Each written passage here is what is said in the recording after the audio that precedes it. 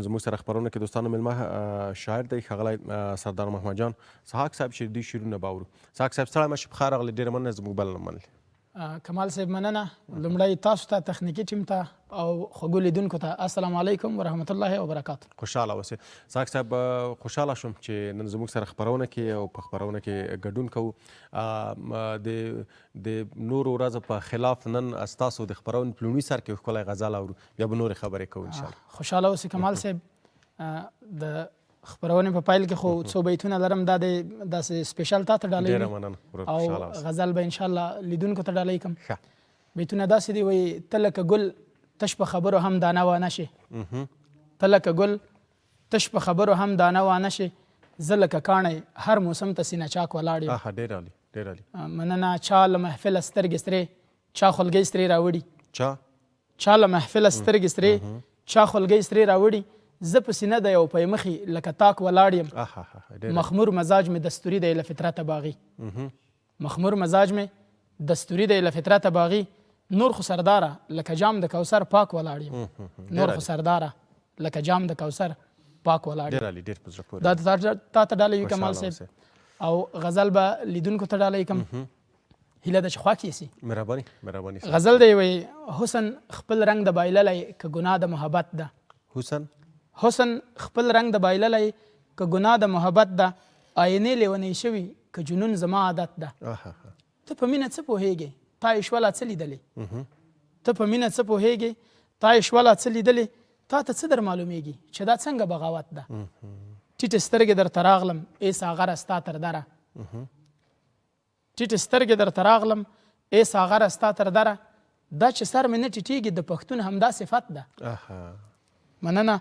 تاو د هجر د پوهېږي سیاهي د لونګ راکړه، تاو د هجر د پوهېږي سیاهي د لونګ راکړه، لونګین مې کړه د غاړې ستا وصال زما جنت ده.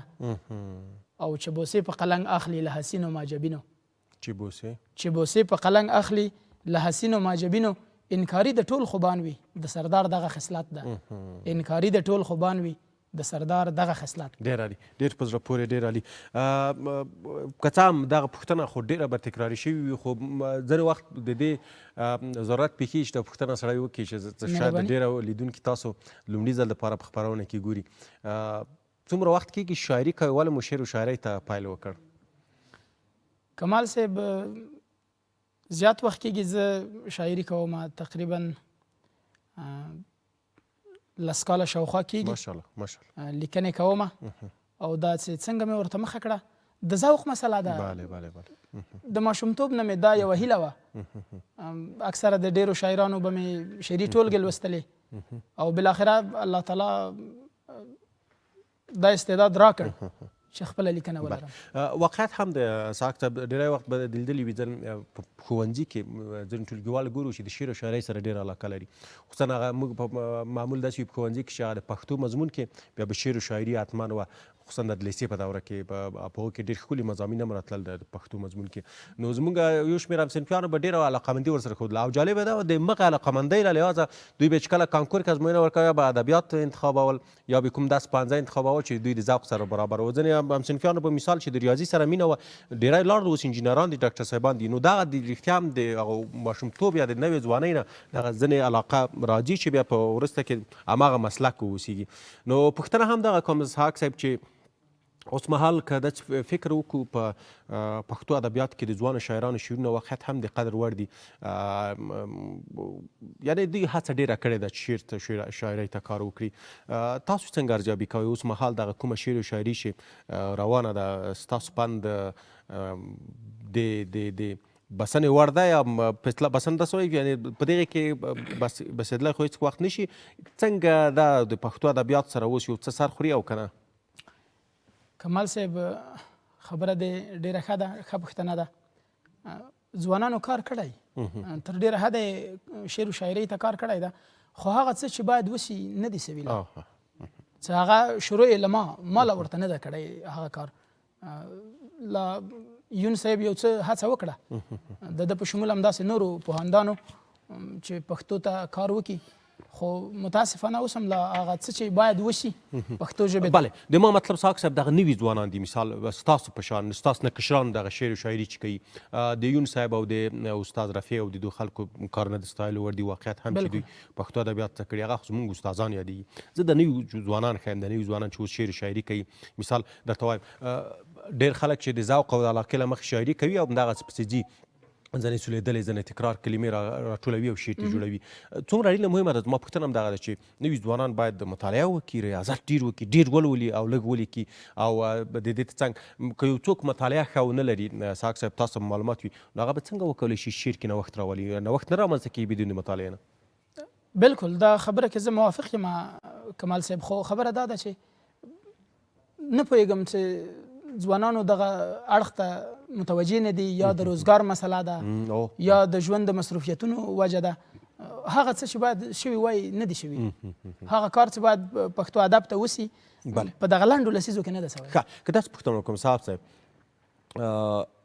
که څوک غواړي چې شعر ولیکي او شعر یې د خلکو په زړونو باندې چنګ ولګوي یا داسې وایم چې د ښه شاعر ځانګړنې څه دي څنګه کولی شي شاعر یعنې کومو نکتو ته باید پام وکړي د تاسو په خبره چې یعنې څه نه دي شوي چې دوی شعر ښه شي دوی اقلا زه وایم چې که یو څوک په ژوند کې یوه ټولګه ولیکي خو صحیح دی ولیکي نه ډېرې کمیت ډېر وي او کیفیت پکې نه وي که چېرته کمیت وي او کیفیت نه وي دا خو هسې د وخت ضایع ده خو د دې لپاره چې یو څوک ښه شعر ولري ښه شاعر واوسي او د دوی شعرونه را روانو لسیزو ته پاتې سي او هغه اورېدونکي خوند ترې واخلي نو دوی باید ریاضت وکړه مطالعې وکړه کره کتنې ته غوږ شي په اصطلاح ادبي بهیرونو ته ولاړ سي له شاعرانو سره لیدنې ولري نو انشاءالله چې بیا به د دوی شاعري ډېره خوږه یوه مسله مې چې یاده که ادبي بهیرونه تقریبا د نن نه شپږ اووه کاله تر 10 کاله 11 کاله مخکې په کابل ښار کې ادبي بهیرونه زښته زیات وو او ډېر شاعران تشویق کېدل یعنې زه په دې باندې مطمئن چې هغه وخت د شعر و شاعرۍ یا د ادبیاتو هغه تله ډېره درنه وه زموږ په پښتو ادبیات کې مثال موږ څو نهادونه درلودل چې هغوی شعر و شاعرۍ ته کار کولو مثال د نوي شاعرانو کتابونه یې چاپول دوی ته یې مثال مشاعرې جوړولې د خپله مشاعرې ته ورتګ په شعر کره کتنه دا یو چاته ډېر ښه الهام ورکوي چې تر څو وکولی شي یعنې انګیزه ورکوي چې په خپلو شعر و شاعرۍ کې لا پسې مخکې شي اوس مهال د ادبي بهیرونو هغه په اصطلاح هغه ونډه په ادبیاتو کې څومره مهمه بولي وضعیت یې څنګه دی د پخوا په شان شته دي او که نه په اصطلاح که شته وي هم دومره مؤثرې یا ګټورې غونډې به یې نه وي کمال صاحب بهیرونه اوس هم شته خو دومره چې پخوا تقریبا څو کاله وړاندې د تا په وینا 8 کاله 7 کاله وړاندې څومره ښه تاوده مجلسونه پکې کېدل هغومره یې مجلسونه نه دي تاوده یو څه ساړه سوي دي او څومره چې په مینه او ذوق باندې هغه وخت دغه شاعرانو په اصطلاح د شعر مینوال دا خلک راغونډېدل نه پوهېږم چې دغه سلسله ولې کمزورې سوه په علت یې زه هم نه پوهېږم یعنې اوس هغسې نه ده لکه پخوا هغومره په مینه چې به پخوا راټولېدل هسې نه ده اوس ځکه افغان ادبي بهیر ورځو شیبه باران ده که نه لکه کوم جمع و جوش و بیروبار به یې چې پخوا درلود د هغې پرتله کم ده یعنې ما ښه په یادېږي افغان ادبي بهیر ته به چې موږ ورتلو اته ځای به پکې نه وه ډېری زموږ شاعران وروڼه به ولاړ وو پکې ناستو په ځای نه وه نو بیا د مشرانو شاعرانو لیکوالانو هڅه وکړه چې لوی ځای پیدا کړي یعنې هغه وخت ډېر مینوال وو د بهیرونو بالکل خو اوس هغه بازار سوړ ده نه پوهېږم څه علت ده بله نو خدای وکړي چې دا بازار بیا ګرم شي او شعر و شاعري لکه څنګه چې خوږه ده همدغسې خوږه پاتې شي او ادبي بهیرونه دي چې ډېری وخت په شعر باندې کره کتنه کې همدغه د شعر کره کتنه ده چې یو څوک د شعر سمون ته رابولي د خپرونې دې برخه کې تاسو یو بل ښکلی غزل اورو که دې خوښوي مننه کمال صاحب ولې نه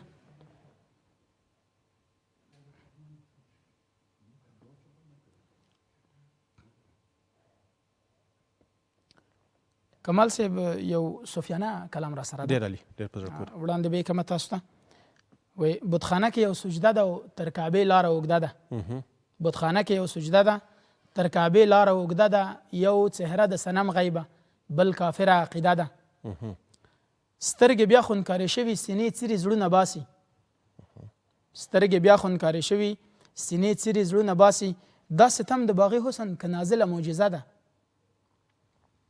ستا د عشق په کوهتور کې راز او نیاز کېږي د مینې ستا د عشق په کوهتور کې راز او نیاز کېږي د مینې ید راز او نیاز مالکه دا جنون که مرتبه ده. کشمکش دی د وهمونو روح له نفس سره په جنگ دی. کشمکش دی د وهمونو روح له نفس سره په جنگ دی. ساقي مست ملا بې خوده څه عجبه تماشه ده. د غم پڼ درون زه یوازې او د ژوند لاره ازغنه. د غم پڼ درون زه یوازې او د ژوند لاره ازغنه. زه بدبخته یم سرداره که همدغه سلسله ده. زه بدبخته یم سرداره که همدغه سلسله ده. ښه، د شعر او شاعرۍ لپاره قدرمن سحاق صاحب د ادبیاتو د پراختیا لپاره معمولا زه چې ګورم په افغانستان کې زموږ یو زیات شمېر دغه شاعران چې دي، لیکوالان چې دي، دوی د خپل مسلک ته ډېر بوزګار نه دي. دوی د خپل مسلک ترڅنګ یو بل کار هم کوي، مثال خپل کورنۍ ته د یوې مړۍ ډوډۍ پیدا کولو لپاره. او دغه شعر او شاعري هم یو ذوقي مسله ده چې کله فارغ شي د خپل اصلي کار څخه بیا کولی شي دغې ته راشي. که پوښتنه دغه څه وکړم چې دلته مثال مسؤلیتونه د زموږ د اطلاعات او کلتور وزارت یا دې ته ورته نور نهادونه څه دي چې هغه کسان چې واقعا شعر ته کار کوي دوی باید پرېږدي چې په همدغه شعر کې کار وکړي، یا مثال دغسې یو نهاد رامنځته شي چې د شعر د تقویې لپاره باید لا پسې کار وشي، هغه ځوانان تشویق شي چې دوی شعر لیکي.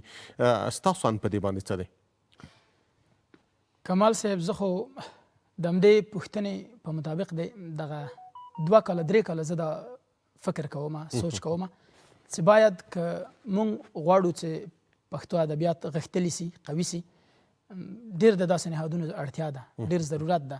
ځکه د موږ او تاسو دا هیواد مظلوم هیواد ده او هر څوک، هر لیکوال ډېرې محدودې کورنۍ دي چې د هغوی اقتصادونه ښه دي او هغه زده کوونکی یا محصل په اصطلاح همغه خپله اړونده رشته کې پوره امکاناتو سره وړاندې تللی سي.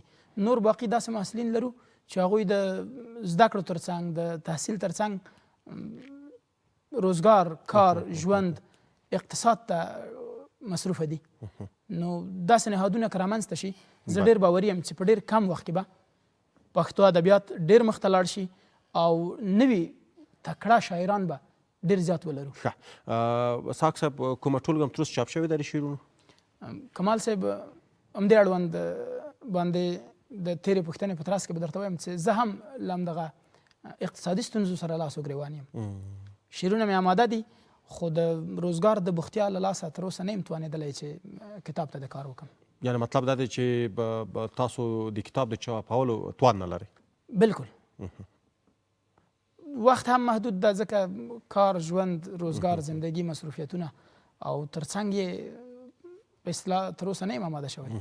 خو انشاءالله چې تصمیم مې جدي ده چې یوه ټولګه چاپ کړئ انشاءالله. ښه ښه، ډېر عالي. او دا ټولګه به یوازې د غزلونو وي که به نور فرمونه هم شعري پکې وي؟ طبعا چې یوازې په غزلونو خو به بسنه نه کېږي کمال صاحب، ځکه پښتو د پښتو ادب لمن خو ډېره پراخه ده. دې کې به نظم وي انشاءالله، دې کې به نثر وي، دې کې به لنډ شعرونه وي انشاءالله چې بیا به که ژوند و مطالعه به یې کوي. ښه، حتما. په کوم شعري فورم کې تاسو راحت یې؟ کوم شعري فورم ډېر لیکئ تاسو؟ کمال صاحب زه له غزل سره ډېر راحت یم او ځکه راحت یم چې همدا غزل و چې په ما یې دومره زیات تاثیر او اغیزه وکړه چې زه دې ته وهڅولم چې باید زه په خپله شاعري وکړم. د دې ترڅنګ د غزل تاسو نظمونه او لنډکي شعرونه هم لیکئ به نو حتما؟ بلکل شته. ښه، ډېره مننه. د خپرونې په دې برخه کې ستاسو وروستی شعر اورو او نور به نو خپرونه راټولوو. ډېره مننه. خوشحاله اوسئ.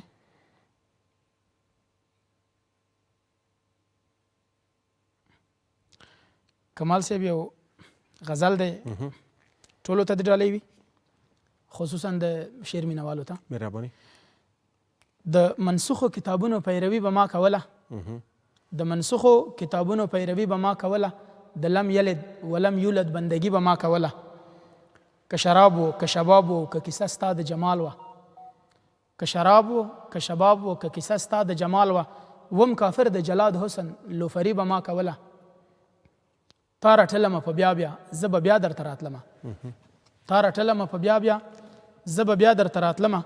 ته خو ګوره څه خوږه بې غیرتي به ما کوله. د قاتل قوسین مالکې د یاغي باګرام تاجکې، د قاتل قوسین مالکې د یاغي باګرام تاجکې، تلې به ته د پښو په څوکو او مستی به ما کوله.